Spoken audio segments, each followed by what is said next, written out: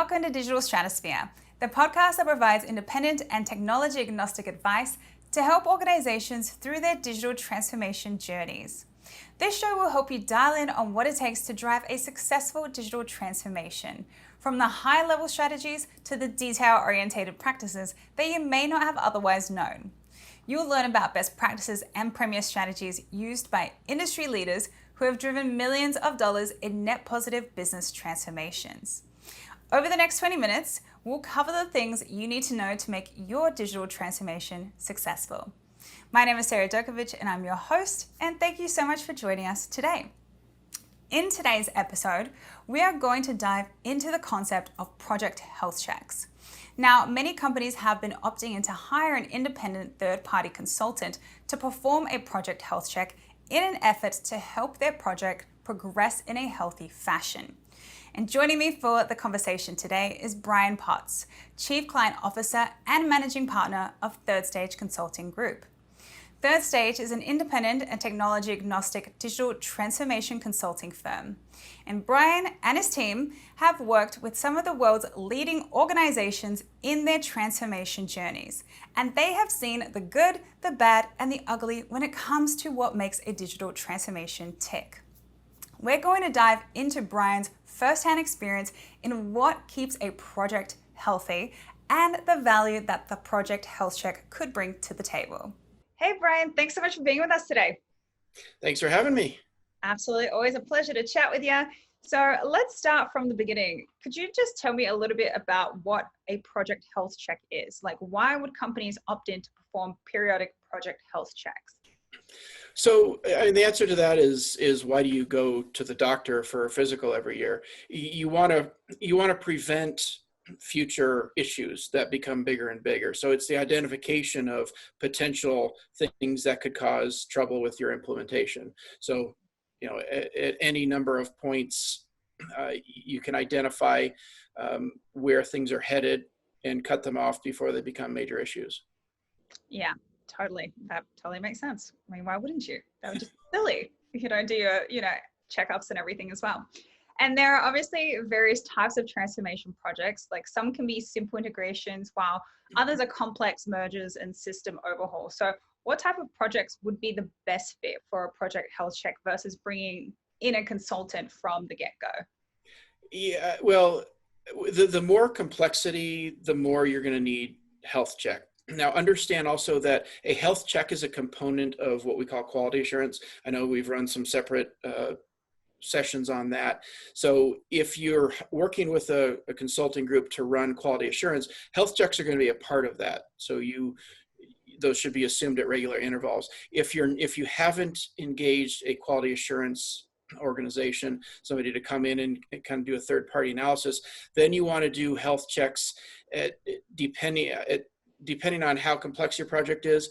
And you also want to look at what are the targets and goals of call it an implementation or a transformation. So the number of systems that are going to be touched, are going to be integrated, are going to be changed, the number of processes that are going to be changed, the number of people that are going to be impacted. There's not a set rule, but the more to any of those, the number grows with any of those, the more likely that you will need a health check.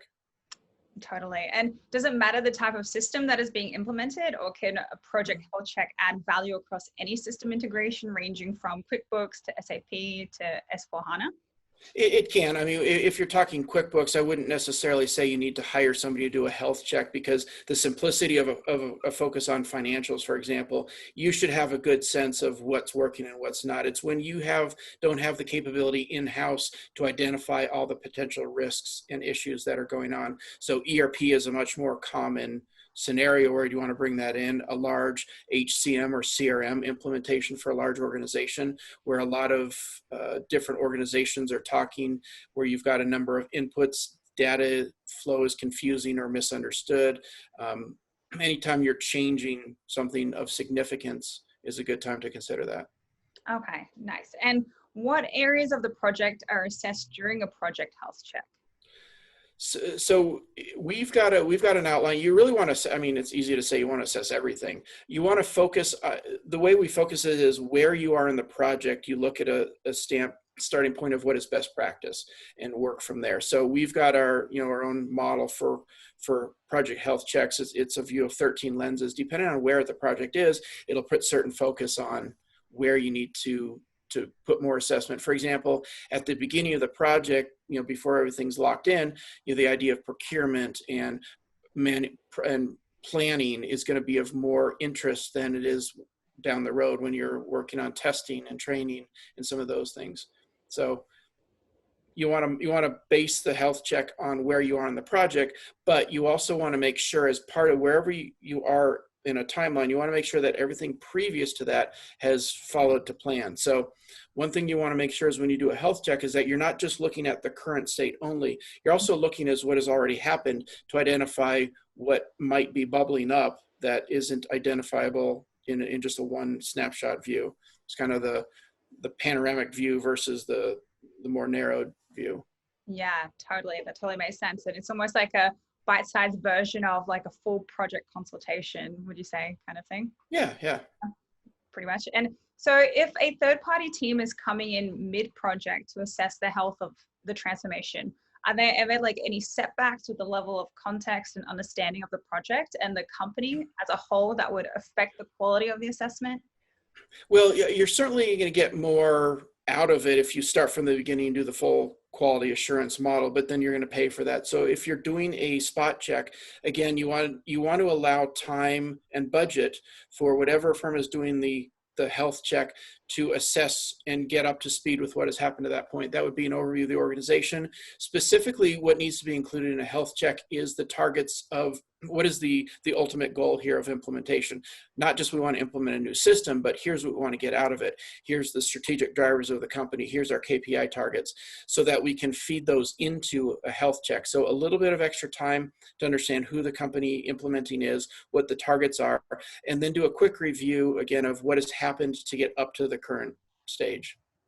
Okay, that's good. That's good to know that there's also like levels of involvement that a company can opt into as far as how involved they want and need a third-party consultant during that transformation. Yeah, it can certainly be overdone. You don't want to, if it's a pretty straightforward, quick hit project, you can do you can vary the demand of a health check and keep it at a certain level.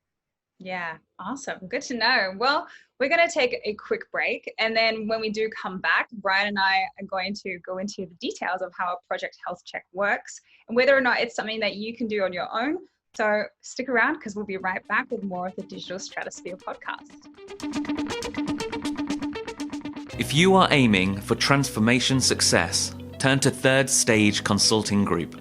Third Stage's independent and technology-agnostic consulting team helps clients define their digital strategies, define their roadmaps, and manage their transformations.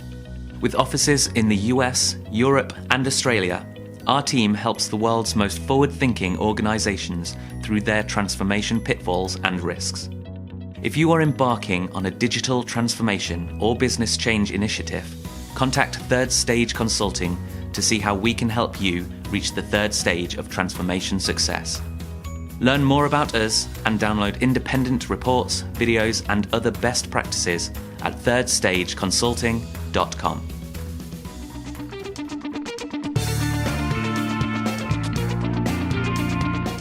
Welcome back to the Digital Stratosphere Podcast. I'm Sarah Djokovic speaking with Brian Potts from Third Stage Consulting about project health checks. So let's jump back in, shall we? So before the break, we scratched the surface on what exactly a project health check is and why it's helpful. And I'd like to learn more about what a health check actually entails. So in a recent blog post by the Third Stage team, it was discussed that a project health check can help identify potential pain points before they become pain points. So tell me a bit about that process of how you enter into a project to identify the pain points. Yeah, that's a great question. It's a very misunderstood idea. Is a lot of times people think the only way to identify pain points is when you're feeling pain. But again, go back to the doctor analogy. If you go into a doctor and he says you've got high blood pressure, treating that now can prevent some very serious pains and issues down the road. So we're looking for the same type of thing. We're looking for underlying indications of what might be happening to potentially derail a project. It's it follows the idea of, we mentioned best practice in following standards. It also ties to making sure we have understanding and clarity on what the overall goals of the transformation are. So the first thing we look for is, does everybody within the organization that's implementing, and also the vendor that they're working with for the transformation, do all parties understand and agree on what the targets are? Because a lot of times we find a very clear first discovery might be that the vendor's unit from this perception, the implementing company's unit from this perception. If those don't align, you're going to have problems at some point. So that's an easy call out. Going beyond that, we look for things like, do you have, if it's earlier on in the health check, we look at what's being planned out. Do we have proper allocation for testing and training and data management? If it's further down, then we're relying a little bit more on what's happened and how it's currently being managed. If we ask, for example, do some interviews around the organization and people haven't heard about the project yet, or they haven't been communicated to, we might call out that it's past the point where you should have started organizational change. What that means is, coming up, if you don't do anything now, you're going to have some issues with people kicking back, screaming, fighting, whatever, or just simply not being able to use the new system or processes. So we'd recommend starting on that organizational change front early on. That would be a finding from a health check. Any number of things around, data security is always a current issue. Looking at all the hacks and everything that's going on across the world, we want to make sure that we're very carefully tracking the idea of security, and understand one thing we look at is, when you move pieces of technology, things open up. Do we have protocols in place, and do we have that security plan to address those as we move forwards? Not after the fact and test for them, because that might be too late, but as we go. Mm-hmm. And we've got, give you an idea, at third stage, we have 13 lenses that we view a project from for a health check. Depending on where we are in the project, again, different levels of priority on those, but we'll view from each of those to identify, are we on track? Are we following best practice? Are there concerns or things we need to dive deeper in? And then once we get into an area where there's uncertainty, then we'll choose those areas to dive a little bit deeper and get more granularity on. Great, awesome. And at what point in the project would it be a good idea to perform a health check? Is it like something that you would recommend a company doing more than one time throughout their project?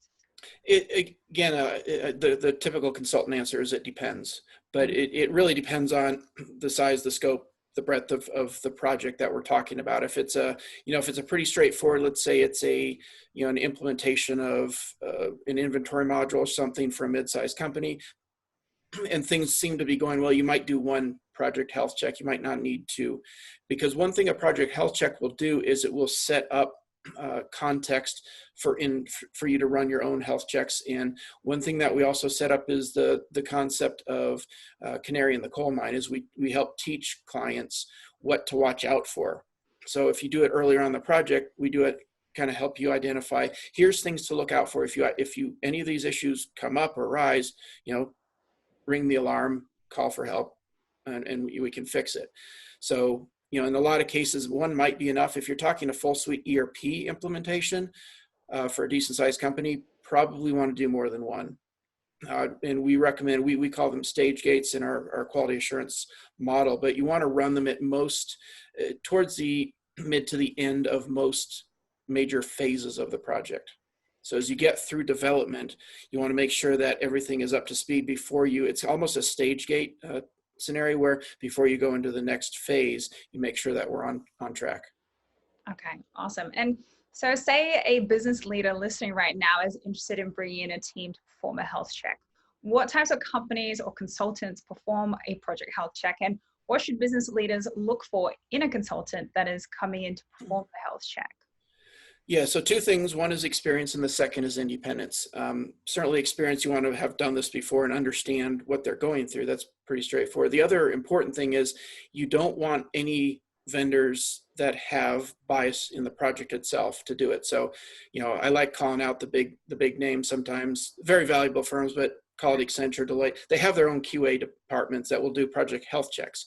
Understand, if a company is doing a health check on their own project, it's risk mitigation for themselves and covering liabilities. It's not in the client's best interest usually. So just a note there is bring in an independent party, one that's not associated with the integration. Now, there are sometimes you can overlap that a little bit if you've got a number of people in there and you've got like a project management firm, they can sometimes get away with doing a QA check. You'll want to have some internal verifications on top of that, but for the most part, they're managing the, part of their input would be part of the health check, but use your own discretion at that. But just make sure that the system integrator and also internally, you should not run your own health check. Perfect. Yeah, I was about to ask you too, if a system integrator can perform one, and if so, should they be trusted as well? But yeah, that's not fair. I mean, it's not a fair request for any company to ask, because it's like asking yourself, well, how much money should I keep versus, it's just not. You need a third party to help with that allocation. Yeah, totally. That makes total sense. And is it possible for a company to perform a formal project health check internally without bringing that third party, or it's just like kind of there's pros and cons to doing all of that? Yeah, it's the same. It's actually the exact same answer. Is you're going to have bias. So they can do a degree of it. Your internal project management is constantly doing quality assurance and health check on the integrator, but you need somebody to do a health check on the overall implementation, which includes internal resourcing. So there's going to be, at some point, there's going to be some, conflict that you can't handle internally. Got it. So basically, if there's one thing you take from today, it's making sure that you have a third party come in and help you out with this.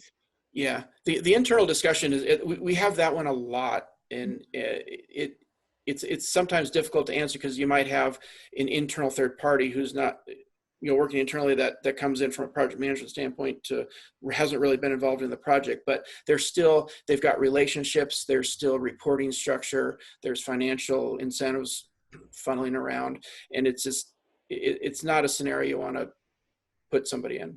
Yeah, totally. And yeah, you've pretty much nailed, I think, everything that we wanted to talk about today. So I want to thank you for sharing these insights about this particular topic today. So if our listeners want to learn more, what are some resources that you might suggest for them? Yeah, we'll go to Third Stage website. We've got a lot of recordings and stuff on there, and certainly subscribe to our YouTube channel. You can find history and a lot of discussions around this very topic. It's a growing topic, the idea of quality assurance, health check, and making sure it's preventative maintenance is what it is. So really, and nothing else, just reach out directly. Would love to continue this conversation in person. Amazing. Well, thank you again for your time, Brian. We're out of time for today's episode, but again, I want to thank you for being here with us. Thank you. We'll talk soon. Will do. I'm sure we will. And I wanted to thank all of you guys for listening. Again, my name is Sarah Dukovich, and we'll see you next time on our next episode of the Digital Stratosphere Podcast.